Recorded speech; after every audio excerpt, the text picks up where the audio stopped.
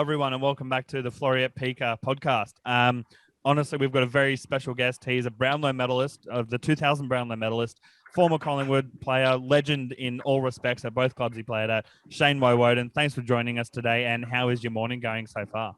Yeah, thanks, CJ. Great to be with you, with the Collingwood faithful as well. Good for a Sunday morning. Been in the gym, done a few things early, and coached yesterday. So just enjoying some wonderful sunshine here in Western Australia. Very nice. And yes, we've got the Collingwood faithful. We've got four of us here. Tragics, all of us. So my first question for you is, how do you think the Collingwood team / structure when you were there differs to how it is at the club now? Structurally, internally, look, I haven't really been involved with the club a hell of a lot. When I go over for grand final week, I was really good. I was there for the 2018 grand final. It was really interesting. I loved being there. I was invited there from Ed after the Brownlow that evening to come in and enjoy the week, particularly the day before the captain's run, the day before the game.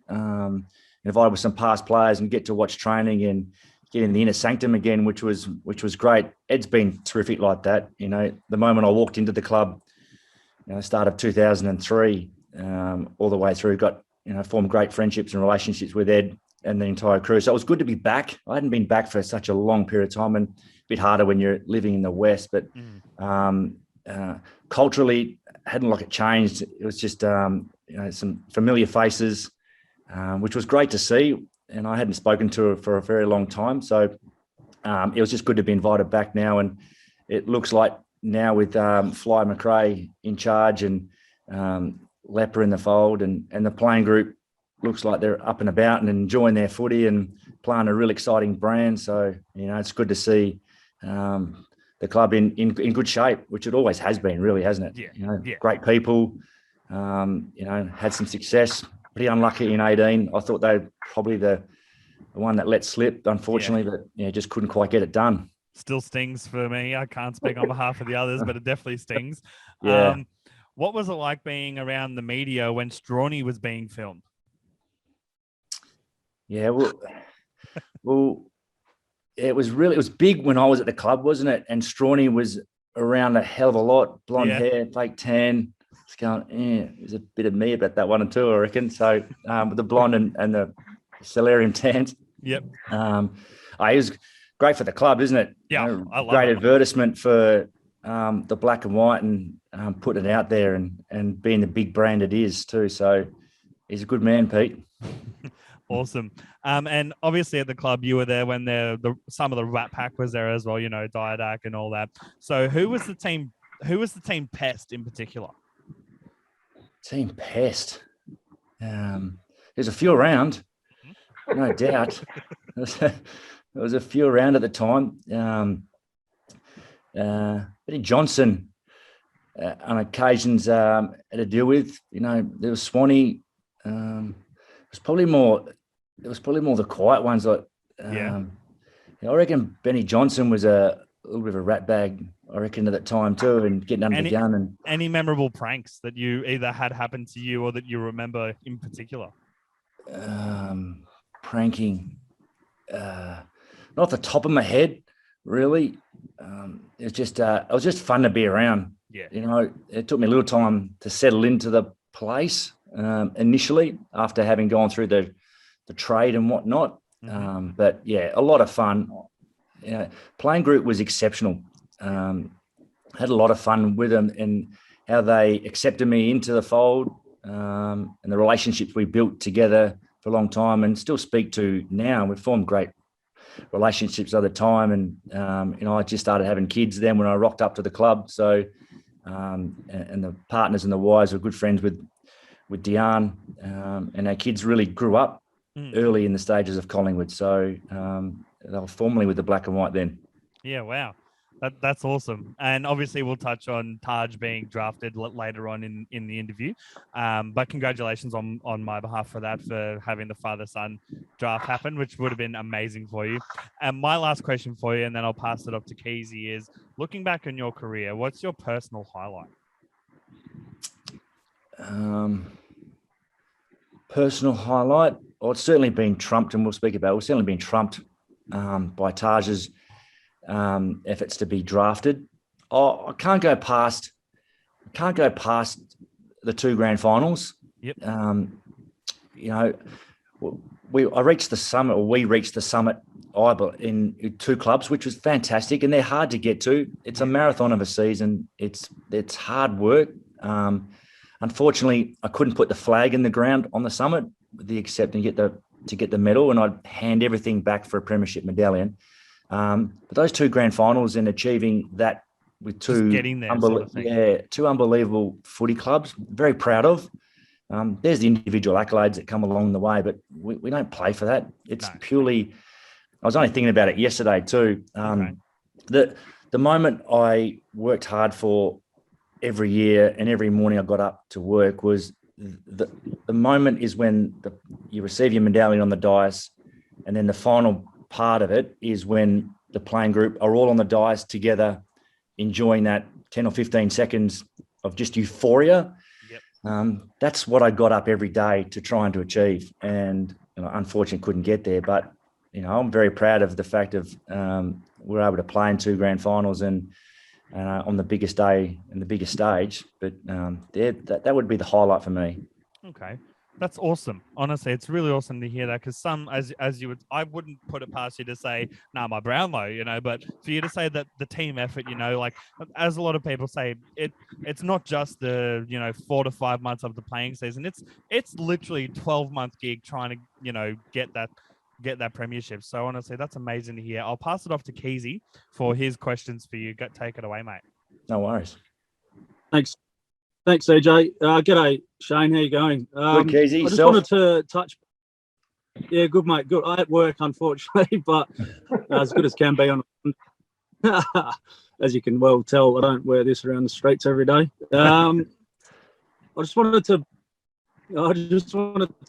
go back to when you were younger as a fellow Kent Street alum. I heard you're a pretty handy cricketer. And what was it like growing up at Kent Street and around the Leeming area and plying your trade at East Freo during that time? Yeah, I got the call. I was living in Broome at the stage when I was invited to come down and try for the scholarship at Kent Street, and that was the second year of induction. I was a big cricket fan. I tried to balance the both in my journey, early days through high school. So probably wasn't until I got to 16. That's 16, I think I was, before I made the choice. I've got to go to footy, and that was only purely based on numbers. You had to be the best 11 in the country, or you've got one of 650 opportunities to be drafted into an AFL system. So, thoroughly enjoyed growing up around there, and my early stages of East Fremantle as well. I was coached by some unbelievable coaches in Tony McCarl and Ken Judge at my early stages, and learnt what hard work's all about and discipline. They were grueling days under Ken Judge. He was the late Ken Judge, who was a wonderful mentor of mine and huge influence, particularly those early stages of my time, about work ethic, standards, professionalism, and what it takes. And East Fremantle were very big in that in those mid 90s when I was coming through, and that's why they were so successful. So, good times early. Oh, brilliant. Now, speaking of coaches, Mick Malthouse, you would have obviously spent your time at Collingwood under Mick. He's got a bit of a reputation for being quite abrasive. What was your time like with Mick at the Pies? Oh, unbelievable. You're right. There's the external picture of what he's perceived at, and how he's probably looked at from externally from the wider footy community and public and whatnot, but certainly internally and within the four walls of the Pies when I was there, unbelievable support, you had from him and the backing he had. He loved his players and he treated them like his sons. And the biggest thing that I got too was more so the fact that how he welcomed me, but was my family as well. And that was big. And he's a big family man too, and huge with that. So that were the biggest things for me, and how he welcomed all of us into the environment and made us feel like, as much as I spent 6 years at the D's, I was a Collingwood man now, and I was black and white, and that's what it had to be. So, abrasive, harsh but fair, certainly, definitely from a coaching to player relationship. And I'll be honest, it certainly was an icy end at the end, and when I left the Pies, and total respect. And now, having been a coach for the last 14, 15 years, I totally understand decisions that have to be made at those times to build a footy club. And as a player, it's more emotional, and you get caught up in it as a player. And I probably just, when I was exited, made it known that I wasn't happy with it as well. Go ahead, Shane. There's obviously that, with the Rat Pack, but Mick was, one of Mick's strengths was he treated everyone individually as well too. So he got to understand every player, and we're not all the same. I was different with my habits compared to similar to Nathan and Liquor and stuff like that, which was different to Taz and Dids and a few others. So, but that's where his strengths lays as a coach. Everyone was different. He treated them individually, but in the day, we still had standards to approach and develop and live for the benefit of each other and our performance as a team week in, week out. Yeah, absolutely. So who was the funniest player at the club while you were there? Who gave you the greatest laugh? Oh, multiple, I reckon.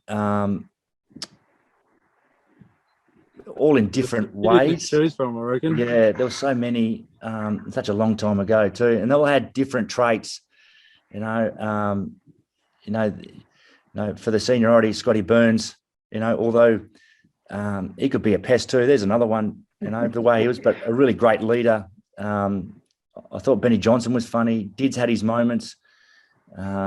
Swanee had his moment. I reckon Mark McGough, who I coached over here at East Fremantle too. He's never gone back. He come here in 210 from Montmorency and gave me a call one day to say, I'm coming over to Western Australia, I want to play. And mate, to have a gun like that come into your footy club was unbelievable. But and even still to the day, he was young then, like 18, 19, 20 in those years. And he's still one of the funniest men I've ever met. And he's a cheeky rat, pest, all that in one. So Pebs was funny at times. It was just more the banter.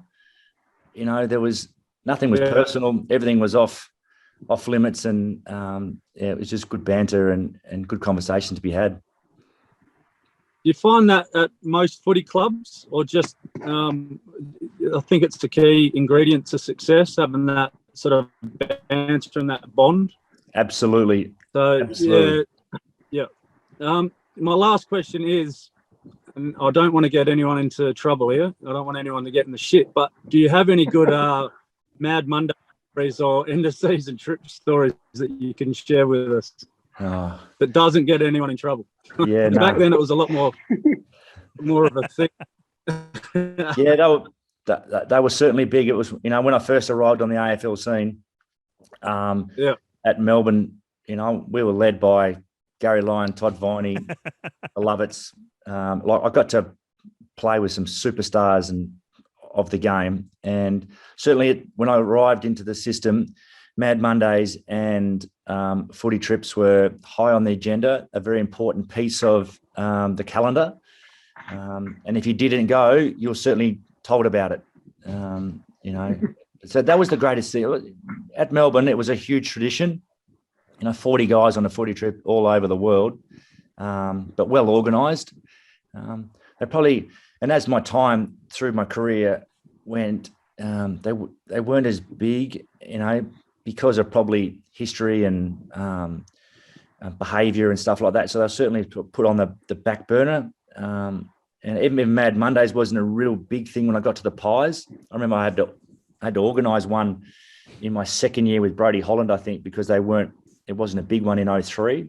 And footy trips were off the agenda pretty much by then. So, and I think maybe because when I got to the Pies, training was very different. Look, I trained twice a day at Melbourne with morning and afternoon sessions because we had the worst facility known to man, and we didn't really have a home base. But it's not until when I got to the Pies, we all trained together, but we're at the club all day. So I think that the ability to escape wasn't there to have your own time. So I think by the time training finished and you walked out at 5:30 at Collingwood, everyone just wanted to go home and had enough of being around each other. And then I think it was more just family trips and getting away. So or golfing experiences as well. Yep, nice. All right, that's me done. Thanks for your time, Shane. Appreciate it. Easy, mate. So I'll flip it over to Hutto for his few questions for you, and then we'll wrap it up with Shipper after Hutto. Go ahead, Hutto. Okay, no worries. Thanks for being on, Shane. Really appreciate it. My first question is, during the 2000 Brownlow season, you had Scott West sort of on your heels, most of the count, bit of back and forth between you two. What was more distracting that night, sort of the count itself or the media and the cameras sort of hovering around, waiting for that moment to see who had actually won? Yeah, mate, unbelievable evening and certainly surreal. Had no expectations. I was on the waters that night because I had to play in a grand final in 5 days' time. So I was expecting to be home, tucked up in bed by 10:30, ready to have session on Tuesday morning, and didn't get home till I think 1:30. Wow. Yeah, smashed it out early. I think I was 15 after 8 rounds, and then had a bit of a lull season. But in that, I think rounds 12 to 17, maybe 11 to 17, I wasn't voting, and I did have a quiet patch, probably a bit more attention on field, and didn't have the impact on the games. But McLeod, Voss, Rashudo, West, Koutafidis, Buckley, I think all of those guys weren't voting as well. So I was just in contention. It's funny you say it, and I still remember, I was naive 24-year-old at the time, but in those latter stages of the count, mate, I was oblivious to all the cameras around my table with 2 and 3 rounds to go. And it's not until you know after the medal that year and the following is that they know. I think they know who the winner is before the count's even finished. Yeah. But on the evening, I had no idea. So, I felt for Westy 100%. Like, I think he tied me with on the second last game. Yeah. Read out in round 22 to go to 22, and I thought, well, it's a tie. I've won one, and we'll share this together, which will be a great experience because he had an amazing year. He's a very, very good player, a champion of the game. But I got the 2 on the last round, and I had no idea, and shouldn't have. I didn't have that much of an impact. But yeah, walked away with it. So unbelievable experience. It really was. So surreal feeling. As I said, didn't expect it, but oblivious to what was in front of me and what was around me at the time. Perfect. Definitely. So, I think you got the 2 on the last round and Westy got the 1. And so, 24-23, I think it ended up. My next question, which is sort of answered already, did you have a speech or anything prepared that night, or were you just sort of going in to sort of get this over and done with? We got the grand final coming. Let's move on to that. Yeah, I wasn't going to have a speech prepared because I had no expectations. I may have been 13-1 and outside betting. My manager, John Lomway, at the time, I think a couple of days out, said, mate, I want you to prepare one just in case. You'll never know. So I went, mate, you serious? So I did, and lucky I did. So I got to thank some people along the journey, which have had a huge part of my life and impact on me around the place and before I arrived at Melbourne. Thanked a couple of key sponsors, which was really important, which gave me some unbelievable experiences, like Tui's and LG were our 2 majors. Thanked LG. They threw me a kick-ass telly for the event, which rocked up on my doorstep. Yeah, nice. Which was nice. Thanked Tui's.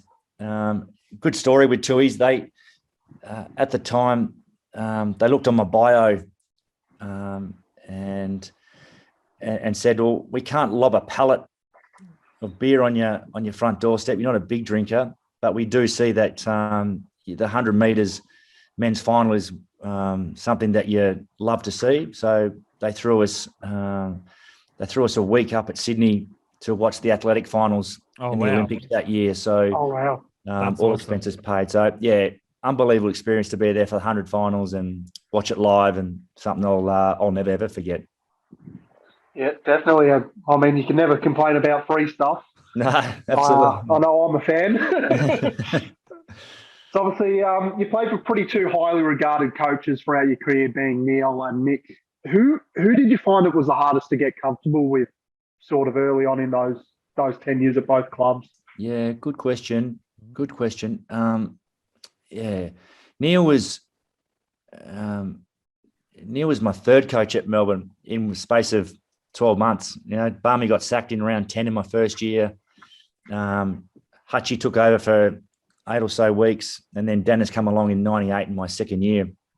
And it was brutal early with Neil. I'm the coach. These are the standards. This is what you'll do. And if you're not doing, you're gone, sort of thing. Yeah, and could give an almighty spray. Oh, yeah. We played an Ansett Cup game in New Zealand at the Basin Reserve against Sydney, and it was pre-season. So learning a new game style, half-time, he wasn't happy. And a few of them, and particularly David Neitz, copped an unbelievable spray. And we knew we were on notice. So, yeah, you know, there was one occasion against Richmond, the G, come in at three-quarter time. He wasn't happy. I had to be standing in front of him, and he hit me in the chest. Oh, shit. He probably couldn't do it to a lot. He knew I could take it, and it wasn't a personal thing at me. It was just that this is what I want, and sort of hit me back a bit, and certainly had to question him and go to him during the week as to what that was all about. But Mick was the same. Mick was strong on what he wanted and how he wanted the game played, and your role within that. But also the education and the teaching behind it, and grabbing you around, giving you a cuddle when you need to was a good balance as well. So every coach has their demeanour and how they go about it and what they want delivered, and but highly respected both. They were unbelievable coaches in their time, and both achieved, you know, some great success. I sure did. I was always a big fan of trying to hide at the back of the pack when there was a rev coming in. Yeah. A bit hard being as tall as I was as a junior, but got better at it as I got older, and everyone else caught me in the height-wise. So, yeah, obviously you're pretty disappointed when things ended up at Melbourne and Collingwood. You went on and played for East Fremantle again, and then you had a dominant game playing for WA against South Australia. Did you feel that game sort of justified your stance at the time, that you weren't quite done and you still had a lot to offer a lot of clubs? Oh, absolutely. Look, when time finished at the Pies, so as I said, Mick come to me round 11 to say, look for a new club in 05. They told me at my kitchen dining table on a Tuesday night before going to a Port game mid-year. So I was out. In 2.5 years in, I was out. So although I made my way back into the team and played some really good footy at the back end of 05 to finish the year off, and trained with the Kangaroos for 6 weeks pre-Christmas, end of 05, hoping to get on their list. And I was only 29. I knew I wasn't done. I knew I had 3 or 4 years left in me. But, you know, Mick said, can't get rid of Scott Burns. He's 12 years into a career. Can't get rid of Shane O'Brien. He's 25.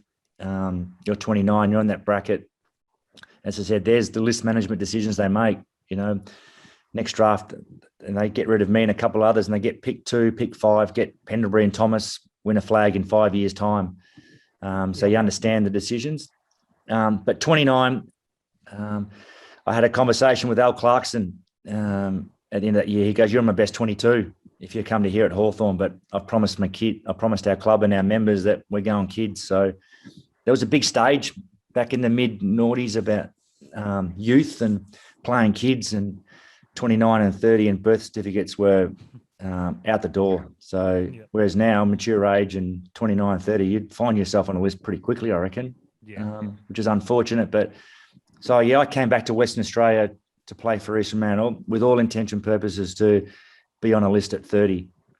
I wanted to play, and I prepared myself to play waffle as if I was playing AFL footy, knowing that it would probably be 0.5 of a chance I'd get drafted, but at the end of the day, it didn't happen. So, so 06 was all about getting ready for 07 back in the AFL. Yeah, definitely. So this is my last one. Obviously, we sort of touched on it a bit. Your playing career at both Collingwood and Melbourne didn't end on the greatest of terms. Have you felt sort of over time, and especially now coaching and understanding those list management decisions, that wound sort of healed a bit, and you feel a bit? And obviously, you talked about Eddie getting you back in, and Taj has been drafted by Melbourne. Has that sort of healed that sort of hurt a bit and made things feel a bit more sort of settled with yourself? Yeah, look, over the time, I certainly felt more pain with and hurt and anger towards Melbourne than the Pies, and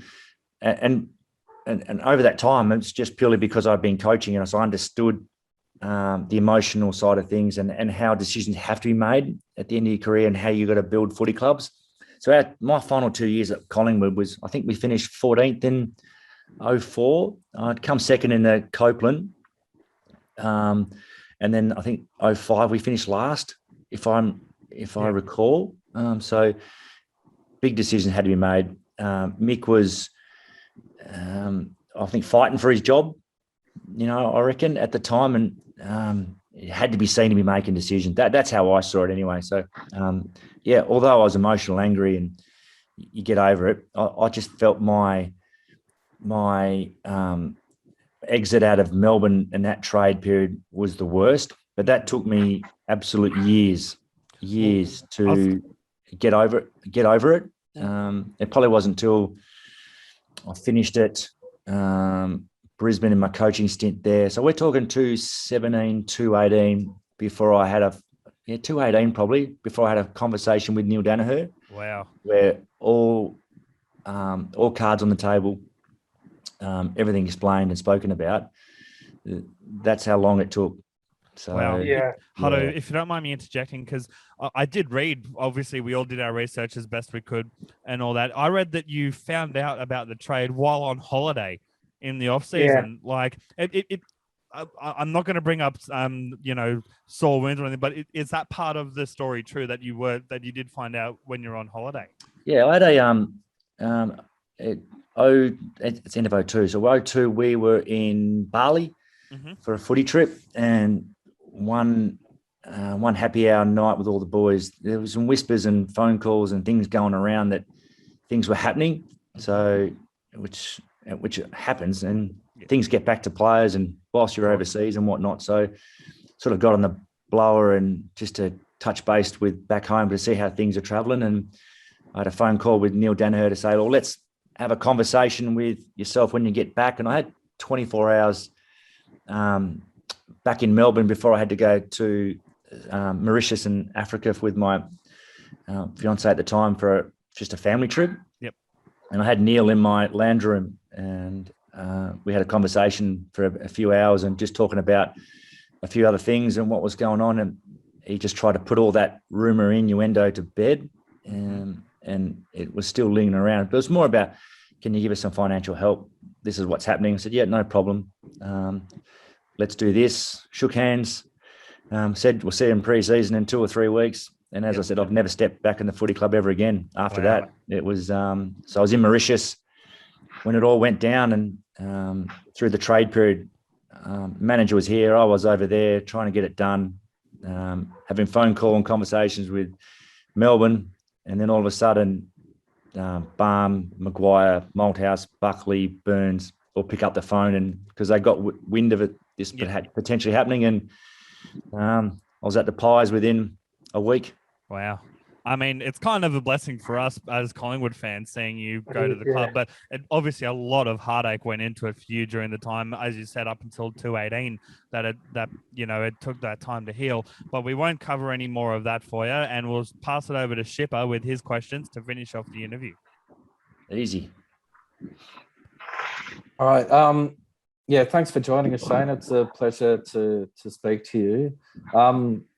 Firstly, I love what you said about your greatest achievement. Like you'd expect as kind of footy fans, you'd expect you to say Brownlow medal. So to hear you talk about the team achievements and making those grand final, I think that's made me love you even more. We kind of love you from afar as fans, and he's a great player, always digs in and does his best. But to hear you say that, I just think that's unreal. So yeah, no, thanks. Yeah, so that sort of leads into my first question. So how do you feel now as like 22 years on as a Brownlow medalist? What does it mean to you now? I reflect on it now a little bit more so. I think as you get older and wiser, and the medal means more to you probably, but more to your family as well. Look, you don't win one without the support and help of your teammates at the time. You know, they make the player that you are. And I certainly got a lot of help that year. And it probably wasn't to a decision. Like I think I played round one in a back pocket on Mark Miranda that year. I played wing in round 2 against the Kangas. I start on a wing in round 3 against Sydney up there. And then we had a couple of injuries, and I go to half back for a half a quarter, and then half time, Neil Danaher makes a decision to put me on ball in that second half against Sydney. And I think I had 20 and kicked 2 in the half. And then it just, the confidence grew, and I think the confidence in the coaching staff grew in me to play an inside mid role, and then away we went. So, but for me, with the medal, and there's no disrespect to the medal, I always hold my best and fairest at Melbourne higher, because it's voted by your coaches, who internally know your role week in, week out. But I look on my medal, and my favourite part of Brownlow every year is, and I've said this before on record, that the half an hour or 45 minutes I get to have with all the past Brownlow medalist winners in a room off to the side before the medal count. That's the moment for me every year, where I get to travel over there and spend time with, Bobby Skilton, Dipper, the legends of the game, legends, the pioneers, the legends who I think of the champions of the game, the pioneers who went before us and made it what it is, and the conversations and banter, and that is an unbelievable moment that I get to have every year. The count itself is just a count. It goes on. It's boring. It happens. But to have a beer with Barry Round and, chew the fat with him and Noel Tealsdale, and they're unbelievable moments. So the respect and the admiration for each and one another, that's the moment I look forward to every year. So, huge. I reflect on it, and one day, it doesn't come out much, the medal. It's obviously tucked away, but I know each and every year. Can we see it? Yeah. Can you show us? Is it there? I think it's hidden away somewhere upstairs. It's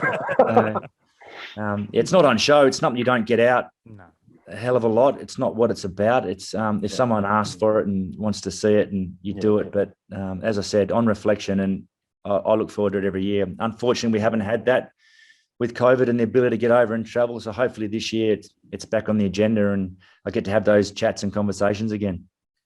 Beautiful. Well, who knows, by the end of the year, your son might end up playing in a grand final, the way the D's are looking. So your son, Taj, was drafted last year, so it must have been a really proud dad moment. Is there any advice that you've given him about entering the AFL system? Yeah, proudest moment I've ever had, and I look at it now. There was 2 moments last year where I think it was October 12. I remember the date. The date's just stuck in the memory bank. Where we were in Taj's manager's office, and we're on a Zoom call with Melbourne at the day where they nominated him to go father-son, and then obviously draft day when it's official and his name's read out. Those 2 moments, and the embrace, the look on his face when it all happens, and it far outweighs everything and anything I did on the footy field are in my 9 years in an AFL system. So, you want your kids to be the best they can be and do what they want to do and aspire and achieve their dreams and ambitions in life. And that was Taj's from a very young age, and didn't make a state 16s and thought their world had ended. Oh. But, the only advice I said, mate, you don't have to be the best 16-year-old in the land. It doesn't matter. It makes nothing. So next 2 years, hard work. And there's one thing I've never, ever had to tell Taj is what it takes, the dedication and the commitment and the hard work. And he's got that in spades, and he's had it forever. Whether it's school or footy, you got to go work for it. No one's going to come and help you and do it. You got to do the work yourself. So he's done it, and he knows he's only at the front door. He's got a lot of work to do to, one, get a game and get into a premiership team. But he's learning from the best, which is really important. So he'll earn his stripes, and he's got to go and smash the door open now and work his way to get into the team. It's a shame you didn't hit the 100 games for Collingwood. As fans here, we're all a bit disappointed. Oh, especially talking about Mick gave you the flick a couple of years too early. Where's my next question? What did you find sort of culturally the difference between Melbourne and Collingwood in your time at each club? There's not too many differences internally. Footy clubs are footy clubs. You're all working together for the same goals and trying to achieve the same ambitions as with premiership. So in terms of, I certainly thought we worked really hard at Melbourne to become individually the best player we could be, collectively as a group. I certainly felt when I got to Collingwood, it went to another level. Was that because of the facilities available at Collingwood? When I first got to the Pies, we were still at Vic Park. Yep. So, we still had There's no Lexus Centre or anything. Yeah, we still had the shit spas, the Legionnaire's disease that I think arrived the year before I got, mould hanging off walls, under the stands and in there. So, but that's the suburban footy clubs of 100 years. That's what makes footy clubs. The Junction Oval was the same at Melbourne. We loved it, and you make it what you want. It doesn't matter the bells and whistles and the bling that goes on all facilities. You still got to go and do the work. But certainly when I got to the Lexus Centre, mid 04, that was a major difference. Unbelievable facility. I'd never experienced anything like it. So I got a story that, when we finished training sessions at Melbourne, you got to refuel and put food in you straight away. So we'd walk off the track and there'd be a 3-legged card table in the middle of the, 10 by 10 locker room, and there'll be Coles products of killer pythons, tubs of yogurt, Coles muffins. There to refuel, and we had to put $1 on the card table and get something of that back. And then when I got to Collingwood, the first thing that I was asked when I was getting screened was, "Is there anything in this gym that we don't have that you need?" Wow. So you knew where you were and the difference in the two big clubs, and financially they were poles apart back then. Yeah. And then the spread that was laid on for you every time you walked in the club at 7 a.m. You can go to town on any food. And then the lunchtime service that they get was incredible, because that's what was all about being a professional athlete. The club didn't want boys starting off at lunchtime after training to go and eat what they wanted. They wanted to supervise what was going in. And then you get to create relationships around the lunch table, dealing with each other. So, yeah, footy clubs are always the same, players and relationships built, but certainly at the time then, not such culturally, but facility-wise, chalk and cheese. Now, you talked about the two coaches a bit earlier. What did you sort of take off each of those into your own coaching? Certainly from a philosophy point of view, a little bit more Neil. Neil's philosophy at the time was we always talk about, and you hear the three phases of the game. No, there's we've got it, they've got it, or it's in dispute. Yeah. Neil was big on it's never in dispute. You're in either offense or you're in defense. So when you haven't got the footy, what are you doing defensively? So it was really simple for a playing group. Had a more attacking game style, where a bit more flair and creativity. So from a midfielder's point of view, your reference point was always Jeff White. We knew where he had to be. So it was a bit more corridor focused and a bit more attacking, whereas Mick was more the round boundary, one-on-one. We win more one-on-ones around the game, around the ground. We're going to win this game of footy. So real simple defence. And I remember when I first started training with Collingwood, I found it very difficult to get a kick at training. Very difficult, where I knew I had to be, because they're just midfielders at Pies that just always wanted to be with the footy. So I found it really hard initially. But once I, grasped it, understood it, so that first 6 months at the Collingwood Footy Club, just to adapt, just took me a little bit longer than I thought I would. That was all right. So 03 was a settling year for me, really. And I was learning a new role. Mick didn't see me as a midfielder at Collingwood. As much as I told him I played as a mid at Melbourne, he didn't think I did. But that was okay, because, and I look back now, 04, my second year, I played more midfield because we had a lot of injuries. But my role at Collingwood was more outside the square on a wing, because we had Buckley, Lucuria, O'Brien, Holland, who were all insiders who couldn't necessarily play on the outside of the square. So they felt that my role was best suited on a wing, more so at the Pies. So learning to adapt to a new role, and it's played very differently to what it is now. So that was the time. Also, the umpire dissent rules has been in the news a bit lately. How would you have gone with the dissent rules, and who would have struggled the most from your playing days with having to crack down on cracking it at the umpires?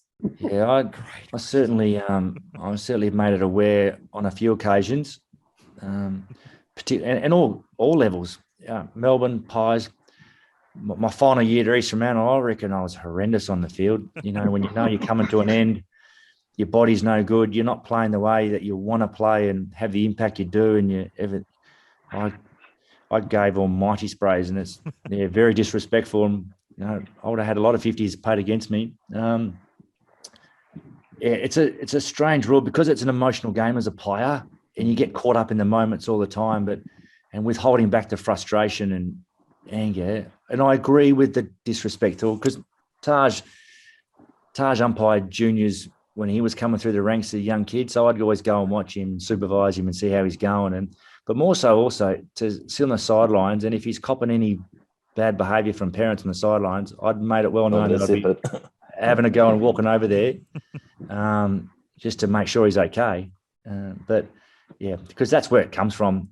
Really, it's in junior footy. It's all outside the white line, with parents and coaches and support systems there. So I get what the AFL is doing. I understand it, the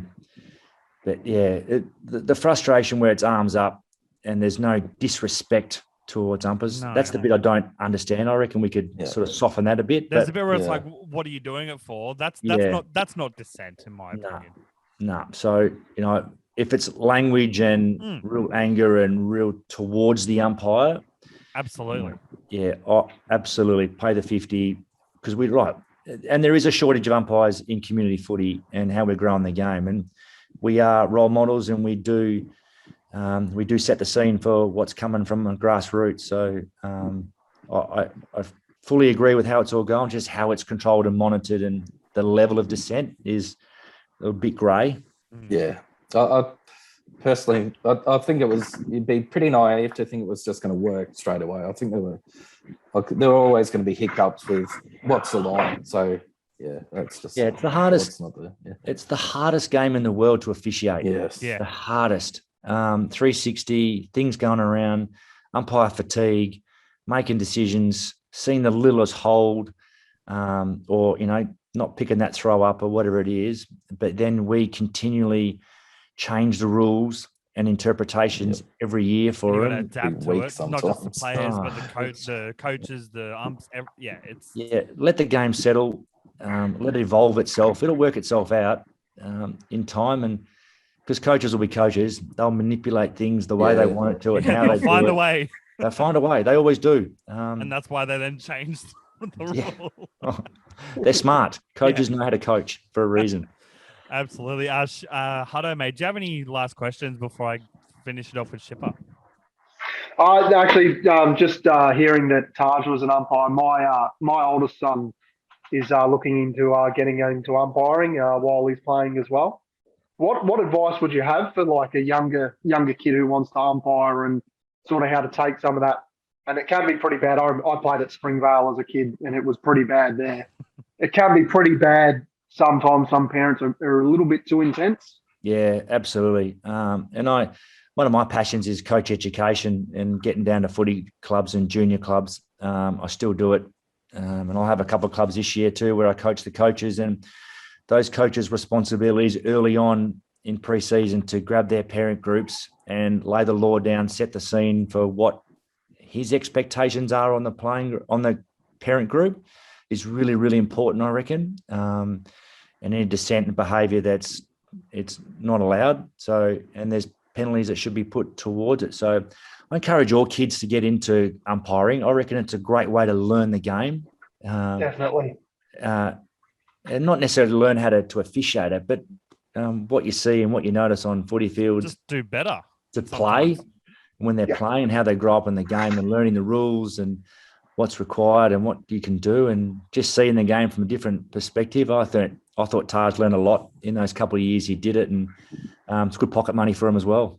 I think it'll also, I agree, and I think it'll also help him moving forward in the AFL as well to have an understanding from an umpire's perspective as well. Yeah, absolutely. No, it's a critical part of the game. It's important, and we do need these kids coming in and trying to get, whether it's boundary field or goal. The more kids getting involved and learning it and having fun with it and earn an extra buck or two is good for them. Well, you never know. At the end of Taj's career, whenever that is, he may turn to being an AFL umpire. You see it in the NRL, former players turning into refs. You may see Taj be an umpire whenever his career comes to an end. Yeah, absolutely. And look, I was asked when I finished at Collingwood by the AFL, would I look to and be encouraged to come and umpire? And I said, no chance. No chance. I copped enough abuse as a player. There's no way I'm copping abuse from outside the fence again. Yeah. So, yeah, I'll play for as long as I can. Thanks. No, that's fair. And we'll pass it off to Shipper for any last questions, mate. Yeah, I was interested in your conflict as a youngster between cricket and footy. Do you think if you're a team in this era now with the IPL, would that have? Do you think that might have factored into your decision? Like, there's a ton of money to be made in India if you were kind of bash and crash and player. Yeah, even the big bash is okay. But I probably wasn't a bash and crash player though. Oh, okay. Yep. You were the long form. I was long form, no doubt. I was going to grind out a 5 day if I could. But yeah, they're just the two seasons overlapped too much with pre-seasons, and you just couldn't give it the time that it deserved. Yeah. Even at 16, I was playing second grade cricket here at WACA level. I wasn't far away playing first grade cricket, and I just couldn't put the time in. I loved it, learnt a lot. But you know what? And I was sick of bowling 50 overs a weekend. I didn't want to be 40 and crippled with back injuries and stuff. But yeah, I just love footy too much, and it just swayed me in a way I went. Yeah, fair. And I've got two last questions for you. The first one is, what VFL team or AFL team did you follow growing up? You're going to hate this because West Coast. You're going to hate this because I was a huge Carlton fan. Oh. Yeah. Well, they were successful when you were growing up. They were like Wayne Johnson was my hero, Kenny Hunter, Bazusto, those West Australians who went over there and forged their careers. And then the 95 grand final where... I got to interview Kudafides a few months ago, It was a Grant. Yes, I'm a Collingwood fan. Yes, he's a Carlton player. It's on another podcast. Link will be in the description. But it was an amazing chance to interview him. Yeah, so you would have been just in awe watching that grand final. Yeah, unbelievable. Greg Williams just doing what he did. Sticks. Huge Carlton fan. So and they were probably one of the biggest clubs, and because there was no West Coast and there wasn't even Fremantle at the time, was there? Freo didn't come till a lot later. So yeah, and 98. growing up watching the winners, ABC And you want to be a every winner? yeah, they were just an almighty club, and I just loved the number 7, and Wayne Johnson wore it proudly. So the Dominator was it and a bit, and Carlton was all I wanted to be and play for at that time. Mm-hmm. Lucky things worked out for you for the better. Yes, for the black and white stripes. Well, Absolutely. for us, we're grateful anyway that you ended up Absolutely. playing with us instead of them. Absolutely. And last question is, what advice would you give to any youngsters who have aspirations to make it in the AFL? Yeah, it's pure and simple. It's all about hard work. It's all about hard work. And I always said to Taj that he said, no one's going to come and help you. It's all the work that's unsupervised.